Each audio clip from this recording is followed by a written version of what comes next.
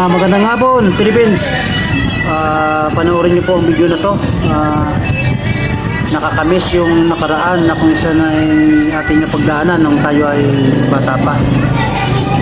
Panoorin niyo po hanggang sa napakaganda sa pakiramdam.